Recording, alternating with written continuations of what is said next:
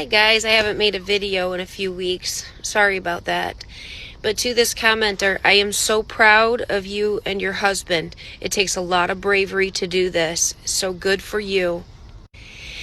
I just wanted to maybe try to give you guys some advice in order to prepare. I would prepare a list of 10 to 15 questions. Do not expect honest answers. So whenever you meet with these people, it's always a legal matter, and you're going to treat it like a legal matter because you're going to begin documenting and you're going to begin preparing for a court case. Doesn't mean you have to go to court, but these folks are legally trained. They know documentation. They know that written statements. They know affidavits of truth. They know that all of these things can be used as evidence in a court case. So you just want to present yourself as creating these things, okay? It's going to gain more respect from them as they are speaking to you. But go ahead and look in your state, the state of Colorado. Go through the statutes for your state, okay? The statutes that deal with the requirement to have a driver's license. And within those statutes, do any of those statutes require a federal ID for you to, partake in the privilege of driving upon state-funded roads? Why are they requiring a federal ID for you to drive on state-funded roads? Now, if none of those statutes require you to have a federal ID for the purpose of driving upon state roads, then in return, what your state is doing is they are relinquishing their power, their jurisdiction, and their ability to be able to require licensing for the privilege to drive because they're no longer offering a state-issued ID. Okay? There's a big difference between the state government and the federal government. And the state governments constitutionally are not supposed to act as agents for the federal governing body. Okay?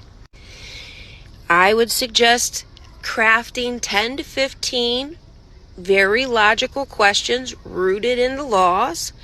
Also look up your state constitution. So look up Colorado state constitution, print it off, read it carefully, know it when you go in, because there's a good chance, I know my state's constitution, I'm not familiar with Colorado's, but there's a good chance there's violations happening right within your state constitution. Everybody should know your state constitution, okay? Craft those questions, document the answers, stay very calm. Okay, stay very calm, stay very honorable. Let them know that you're documenting this, okay? And then after your experience with the deputy registrar, make sure that you craft an affidavit of truth, okay? Which is, make sure it's 100% truthful and factual concerning your experience with the deputy registrar and what is said based upon those 10 questions rooted in law. Craft your affidavit of truth. It can be notarized after you craft it or draft it, which you can get a notary at a bank.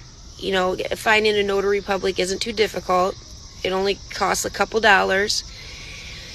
Send that affidavit of truth, log it with the court, but also send it in registered mail to the DMV, to your local DMV, and also to that deputy registrar's office, just stating the facts of your experience.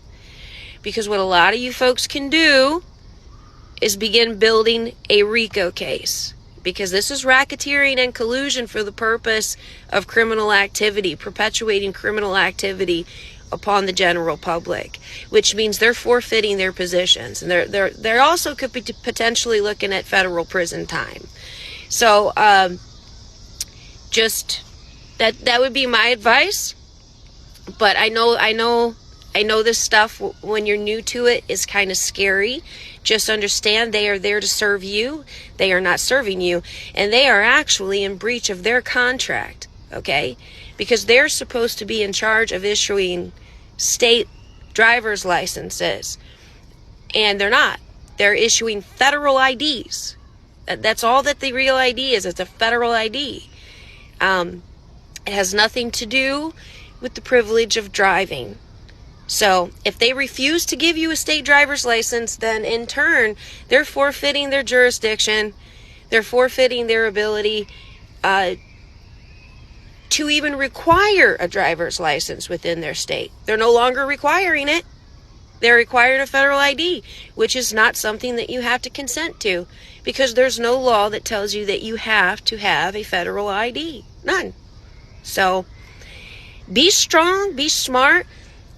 I know it's boring. Read the laws, because those are the rules they have to abide by.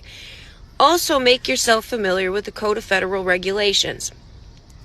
Every single public employee has to abide by and contracts with all of the Code of Federal Regulations. And there's over 300 and some pages. You'll find some goodies in there, I promise.